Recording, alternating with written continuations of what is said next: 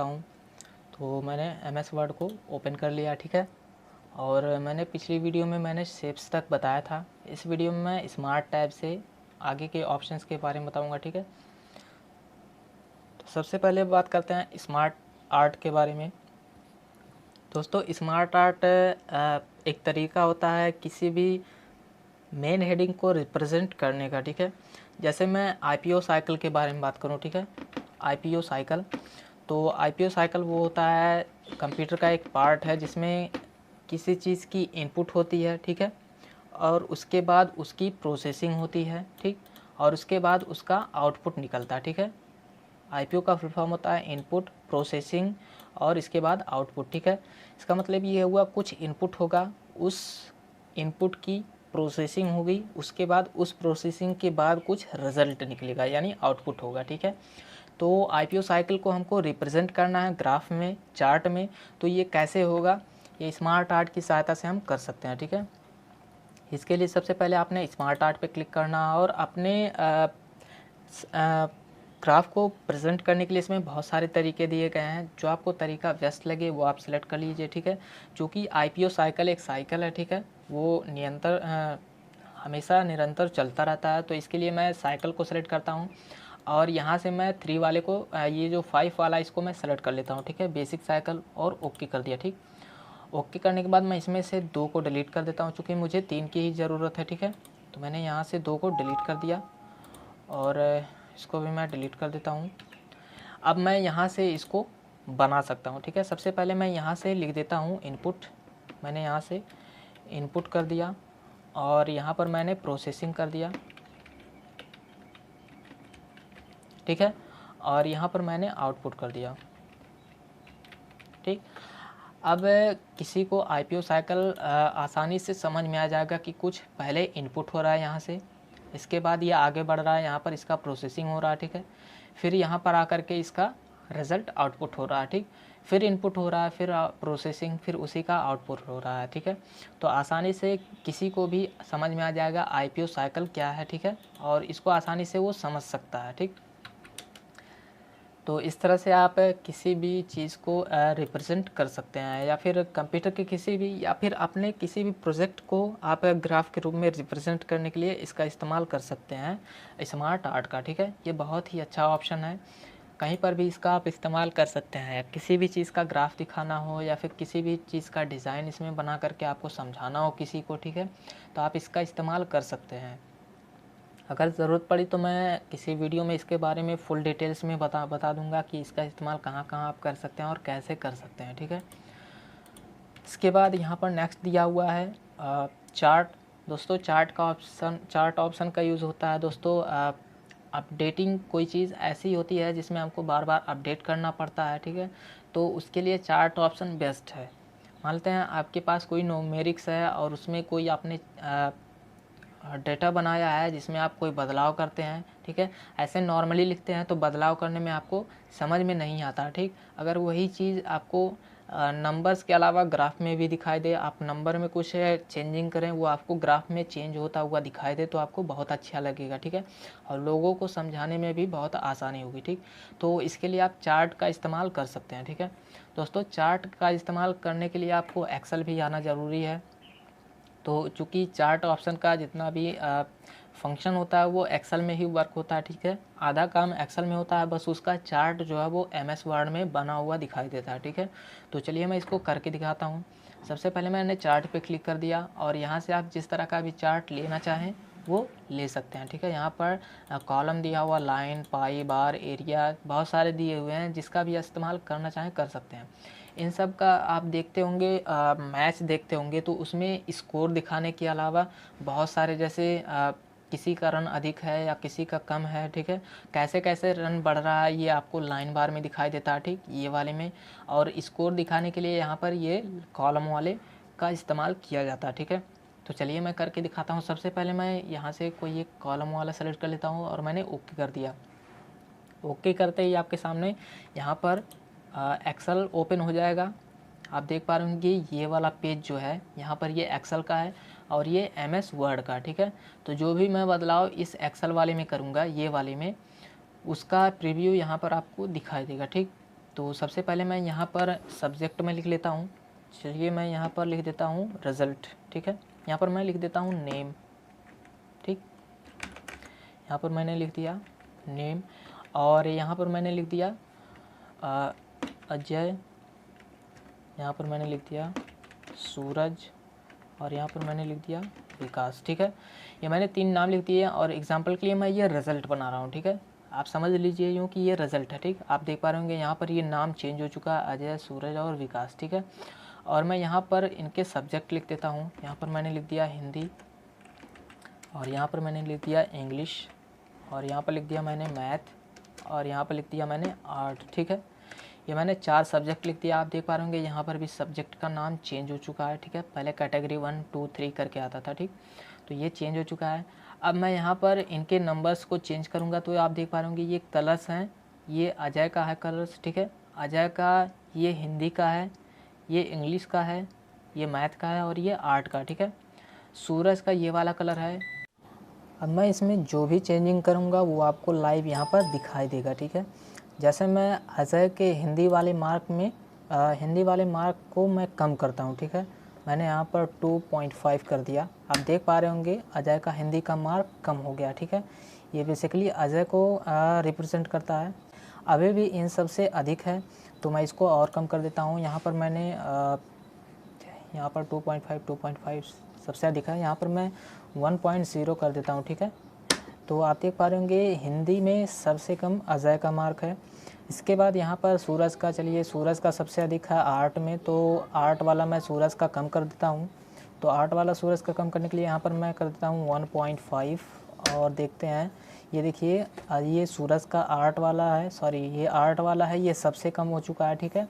बाकी सभी लोगों का आर्ट में सबसे ज़्यादा नंबर है, लेकिन सूरज का आर्ट में कम नंबर है, ठीक। इसके बाद यहाँ पर थर्ड सीरीज़ में यहाँ पर देखा जाए तो आप यहाँ पर देख पा रहे होंगे विजय का आर्ट में सबसे अधिक मार्क्स है, तो मैं इसका हिंदी में मार्क्स अधिक कर रहा हूँ, और यहाँ पर मैं आर्ट में इसका थोड़ा कम मार्क कर दे रहा हूँ, ठीक है। तो यहाँ पर मैं हिंदी में इसका मार्क मैं 10 कर दे रहा हूँ। आप देख पा रहे होंगे हिंदी में इसका सबसे अधिक नंबर यहाँ पर 10 रिप्रेजेंट हो रहा है, ठीक है। और इसको मैं कर दे रहा हूँ, चलिए 7 में कर दे रहा हूँ इसका आर्ट में 7, यानी आर्ट में भी इसका नंबर अधिक है, ठीक है। इंग्लिश में भी कर दे रहा हूँ मैं, इंग्लिश में इसका 5 कर दे रहा हूँ, ठीक है। तो आप देख पा रहे होंगे इसका सिर्फ मैथ में वीक है, बाकी सभी सब्जेक्ट में इसका हाईएस्ट स्कोर बता रहा है, ठीक है। तो इस तरह से आप यहाँ से जो भी चेंजिंग करेंगे उसका अपडेट आप तुरंत यहाँ पर देख पाएंगे। तो बेसिकली यहाँ पर चार्ट का इस्तेमाल इसलिए होता है, और जैसे ही आप इसको कैंसिल करेंगे, कैंसिल करने के बाद ये चार्ट आपके यहाँ पर ओपन हो जाएगा, ठीक है। अब चार्ट ओपन होते ही इससे संबंधित एक डिज़ाइन टैब ओपन होगा। इसमें आप चार्ट को कस्टमाइज़ कर सकते हैं अपने हिसाब से। मान लेते हैं ये चार्ट आपको पसंद नहीं आता और दूसरे तरीके का चार्ट लगाना चाहते हैं, तो आप इस पर क्लिक करेंगे। चार्ट स्टाइल पे आप देख पा रहे होंगे यहाँ पर ढेर सारे स्टाइल्स दिए हुए हैं, किसी पर भी क्लिक करेंगे तो वो चार्ट उसी में अपडेट हो जाएगा, ठीक है। आप देख पा रहे होंगे इस तरह से यहाँ पर क्लिक करते ही ढेर सारे जितने भी चार्ट दिए हुए हैं उनका इस्तेमाल आप कर सकते हैं, ठीक है, इस तरह से। तो ये बहुत ही अच्छा फीचर्स है। इसमें आप किसी भी डाटा को अपडेट होते हुए देख पाएंगे कि उसमें कितना अधिक हो रहा है या कितना कम हो रहा है, ठीक है। इसके बाद मैं इसको डिलीट कर देता हूँ टेबल को। इसके बाद इसमें नेक्स्ट ऑप्शन है लिंक्स ब्लॉक। दोस्तों लिंक्स ब्लॉक में पहला दिया हुआ हाइपर लिंक, दूसरा बुकमार्क और तीसरा क्रॉस रेफरेंस। पहले मैं बता देता हूँ हाइपर लिंक होता क्या है।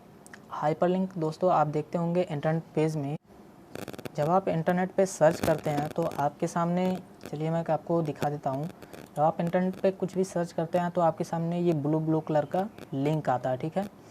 और इस पर क्लिक करते ही आप एक नए पेज पर चले जाते हैं। इस पर चलिए मैं इस पर क्लिक कर देता हूँ। आप देख पा रहे होंगे उससे संबंधित उस लिंक में जो पेज था वो ओपन होकर के आ गया, ठीक है।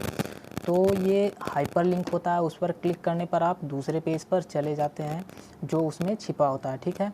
तो हाइपर लिंक का इस्तेमाल होता है एक पेज को दूसरे पेज से लिंक करने के लिए। मान लेते हैं आपके पास कोई फाइल है या कोई ऐसा पेज है जिसमें कोई डाटा है और उस पेज को आप लिंक करना चाहते हैं अपने पेज से, तो ऐसे लिंक कर सकते हैं। चलिए मैं आपको बताता हूँ। तो लिंक करने के लिए सबसे पहले मैं कोई एक पेज सेव कर लेता हूँ लिख करके। ये मैंने एक पेज लिख लिया कुछ, और इसके बाद मैं इसमें चेंजिंग कर देता हूँ कुछ, ठीक है। यहाँ पर मैंने इसका कलर चेंज कर दिया और इसको बोल्ड कर दिया। इसका मैंने फ़ॉन्ट चेंज कर दिया एल्जीरियन, और इसकी साइज़ थोड़ी बड़ी कर दी, ठीक है। अब मैं इस पेज को सेव कर दे रहा हूँ। मैंने यहाँ पर डॉक्यूमेंट्स में ऑन द इंसर्ट टैब के नाम से इसको सेव कर दिया, ठीक है। सेव करने के बाद फिर से मैं यहाँ से एक ब्लैंक पेज ले रहा हूँ, ठीक है। और मैं पुराना वाला पेज ये जो है इसको मैं यहाँ से कैंसिल कर दे रहा हूँ, ठीक। अब मेरे पास एक पेज बता है, ठीक है। ये नया फाइल है मेरा document2 नाम से। अब मैं उस पेज को इसमें लिंक करना चाहता हूँ, ठीक। तो कैसे करेंगे, इसके लिए सबसे पहले आपने जाना है यहाँ पर इंसर्ट टैब में और हाइपर लिंक पे क्लिक करना, ठीक है। क्लिक करने के बाद सबसे पहले आपने जाना है यहाँ पर जहाँ पर आपका फ़ाइल जहाँ पर सेव है वहाँ से आपने क्या करना है, फ़ाइल को यहाँ पर सेलेक्ट कर लेना, ठीक है। तो मेरा डॉक्यूमेंट्स में सेव था, तो चलिए मैं यहाँ से अपना ऑन द इंसर्ट टैब नाम से एक मेरा सेव था, ठीक है। तो मैंने इसको सेलेक्ट कर लिया। इसके बाद ओके पर क्लिक करना है। ओके पर क्लिक करते ही आप देख पा रहे होंगे यहाँ पर एक लिंक बन के आ चुका है, ठीक है। और ये लिंक उस पेज का है। अब मैं उस पेज पर जाना चाहता हूँ, उस पेज को ओपन करना चाहता हूँ। तो कैसे ओपन करेंगे, इसके लिए कंट्रोल के साथ आपने क्या करना है, इस पर क्लिक करना है, ठीक है। कंट्रोल के साथ जैसे ही आप इस लिंक पर क्लिक करेंगे तुरंत तो वो पेज ओपन हो जाएगा, ठीक। तो चलिए मैं कंट्रोल के साथ इस पर मैं क्लिक कर देता हूँ। मैंने कंट्रोल के साथ इस पर क्लिक कर दिया, ठीक है। और इसके बाद ऐसा आपने करना है। ऐसा करते ही आप देख पा रहे होंगे वो पुराना वाला पेज मेरा ओपन हो चुका है जो मैंने सेव किया था। सेव करने के बाद मैंने इस पेज से इसको लिंक कर दिया और इस पर क्लिक करते ही आप उसे ओपन कर सकते हैं। ऐसे ही आप कोई भी फाइल जो आपको ज़रूरत है और उसे आप ढूंढना नहीं चाहते हैं तो आप लिंक करके रख सकते हैं, ठीक है। और एक ही क्लिक में आप वहाँ तक पहुँच सकते हैं, उसको ओपन कर सकते हैं, ठीक। तो बेसिकली इसका हाइपर लिंक का यूज़ होता है एक एक्सटर्नल पेज को या फाइल को अपने डॉक्यूमेंट में लिंक करने के लिए, ठीक है। दूसरा यहाँ पर दिया हुआ बुकमार्क। दोस्तों बुकमार्क एक बहुत ही अच्छा ऑप्शन है। इसका इस्तेमाल होता है किसी भी वर्ड को या टेक्स्ट को या फिर कॉन्टैक्ट नंबर वगैरह वगैरह को बुकमार्क करने के लिए, ठीक है। तो चलिए मैं एग्जांपल के लिए आपको बताता हूँ। ये मैंने कुछ टेक्स्ट लिख लिया, ठीक है। और इसमें मैं कुछ एड्रेसेस छुपा देता हूँ। जैसे मैंने यहाँ पर लिख दिया उत्तर प्रदेश, ठीक है, ठीक। और इसके बाद मैं यहाँ पर एक फ़ोन नंबर लिख लेता हूँ कोई भी, ठीक है। और यहाँ पर मैं ईमेल लिख लेता हूँ एग्जांपल के लिए।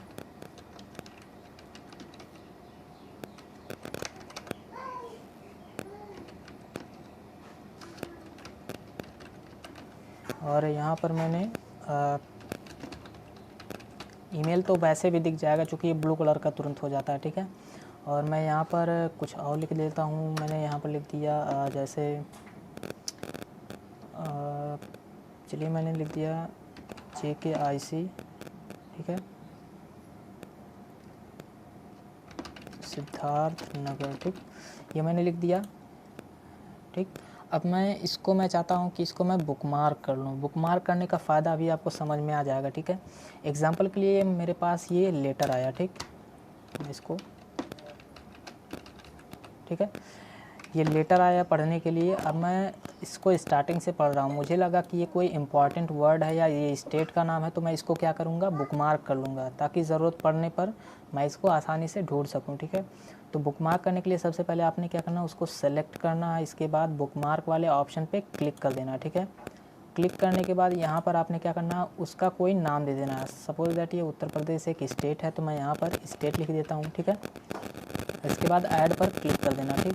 तो इसके लिए मैंने इसको सेलेक्ट कर दिया और यहाँ पर बुकमार्क पे मैंने क्लिक कर दिया और यहाँ पर मैं इसका नाम दे रहा हूँ कुछ।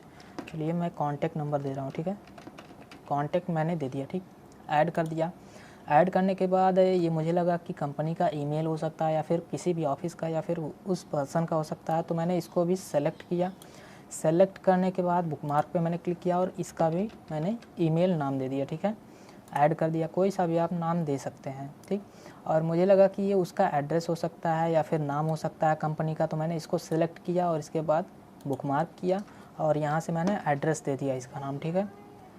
ऐड कर दिया अब मान लेते हैं मैंने पूरा एप्लीकेशन पढ़ लिया, ठीक है। अब मुझे मान लेते हैं ज़रूरत पड़ गई कॉन्टैक्ट नंबर की, कि मैंने देखा था, मैंने कॉन्टैक्ट नंबर ऐड किया था और मुझे कॉल करना चाहिए, ठीक है। तो कॉन्टैक्ट नंबर अब मान लेते हैं 50 पेज का है, तो उसको ढूंढने में ऐसे में टाइम लगता, ठीक, अगर आपने बुकमार्क में ऐड नहीं किया होता, ठीक है। तो चलिए मैं बुकमार्क में जो ऐड किया था वहाँ से मैं इसको ढूंढ के बताता हूँ कैसे आपने ढूंढना है, ठीक। तो इसके लिए सबसे पहले मुझे कॉन्टैक्ट नंबर ढूंढना है, तो मैंने बुकमार्क पे क्लिक किया और यहाँ से मैं कॉन्टैक्ट नंबर ढूंढना चाहता हूँ, तो मैंने कॉन्टैक्ट नंबर पे क्लिक किया और यहाँ से गो टू पे जैसे क्लिक करेंगे ऑटोमेटिक कॉन्टैक्ट नंबर आपका सेलेक्ट हो जाएगा, ठीक है। आप चाहे जितना पेज के अंदर ये कॉन्टैक्ट नंबर छुपा होगा आसानी से आप उसे यहाँ से ढूंढ सकते हैं। अब मान लेते हैं मुझे ईमेल चाहिए, तो मैंने ईमेल पे क्लिक किया और गो टू पे क्लिक कर दिया। आप देख पा रहे होंगे ईमेल ऑटोमेटिक सेलेक्ट हो गया, ठीक है। मान लेते हैं मुझे स्टेट पे जाना था, तो मैंने स्टेट पे क्लिक किया और गो टू पे क्लिक कर दिया। आप देख पा रहे होंगे यहाँ पर उत्तर प्रदेश सेलेक्ट होके आ गया, ठीक है। तो इस तरह से आप बुकमार्क का इस्तेमाल कर सकते हैं आसानी से, ये बहुत ही अच्छा फीचर्स है, ठीक। इसके बाद नेक्स्ट यहाँ पर दिया हुआ क्रॉस रेफरेंस। दोस्तों क्रॉस रेफरेंस का इस्तेमाल होता है, जो आपने बुकमार्क में ऐड किया उसको आप कहीं पर भी इंसर्ट कर सकते हैं और बिना परेशानी के आप वहाँ पर जा भी सकते हैं, ठीक है। जैसे मान लेते हैं मैंने बुकमार्क में ये सारे के सारे ऐड कर दिए थे, अब मुझे उसे इंसर्ट कर लेना है यहीं पर, ठीक है। तो कैसे होगा, इसके लिए सबसे पहले आपने क्या करना है, चलिए मैं इसको डिलीट कर देता हूँ, नीचे जगह चाहिए, ठीक है। तो मैंने क्रॉस रेफरेंस पे क्लिक कर दिया। क्लिक करने के बाद यहाँ से आपने क्या करना है, बुकमार्क सेलेक्ट करना है, चूँकि मैंने बुकमार्क में ऐड किया था। और यहाँ से आप देख पा रहे होंगे एड्रेस, कॉन्टैक्ट नंबर, ईमेल और स्टेट आ चुका है, ठीक है। आपने एक एक करके सभी को इंसर्ट कर लेना, ठीक। तो सबसे पहले मैं यहाँ से स्टेट को इंसर्ट कर लेता हूँ। मैंने स्टेट को इंसर्ट कर लिया, ठीक है। मैंने एंटर कर दिया यहाँ पर क्लिक करके। ईमेल को मैं इंसर्ट कर लेता हूँ, ठीक है। फिर मैंने एंटर कर दिया, ठीक है। और एक मैं और इंसर्ट कर लेता हूँ कॉन्टैक्ट नंबर, ठीक। मैंने कॉन्टैक्ट नंबर को इंसर्ट कर लिया, ठीक है। चूँकि हो सकता है आप जगह ना हो, चलिए मैं यहाँ पर एड्रेस को भी इंसर्ट कर लेता हूँ, ठीक। तो मैंने ये चारों के चारों को इंसर्ट कर लिया है। अब मैं मान लेते हैं मुझे जाना है कॉन्टैक्ट नंबर पे, ठीक है। तो कॉन्टैक्ट नंबर पे जाने के लिए मैं कंट्रोल के साथ जैसे एक कॉन्टैक्ट नंबर पर क्लिक करूँगा, ये तुरंत मुझे मेरा कर्सर ये जो यहाँ पर ब्लिंक कर रहा है, ऑन ऑफ हो रहा है, वो कॉन्टैक्ट नंबर के पास पहुँचा देगा, ठीक। तो चलिए मैं क्लिक करके देखता हूँ। मैंने कंट्रोल के साथ इस पर क्लिक कर दिया, ठीक है। आप देख पा रहे होंगे मेरा कर्सर जो है वो कॉन्टैक्ट नंबर के पास ब्लिंक करने लगा, ठीक है। चलिए मैं यहाँ पर ईमेल पे क्लिक करके देख लेता हूँ। कंट्रोल के साथ मैंने ईमेल पे क्लिक कर दिया। आप देख पा रहे होंगे ये ईमेल के पास कर्सर ब्लिंक करने लगा, ठीक है। स्टेट पे मैं क्लिक करके देख लेता हूँ कंट्रोल के साथ। आप देख पा रहे होंगे ये स्टेट पे पहुँच चुका है, ठीक है। तो बेसिकली इन तीनों का इस्तेमाल बहुत ही अच्छा है, ये बहुत ही अच्छा फीचर्स है MS वर्ड में, ठीक है। दोस्तों उम्मीद करता हूँ ये वीडियो आपको पसंद आया होगा। अगर वीडियो पसंद आया हो तो लाइक, कमेंट और शेयर ज़रूर करें।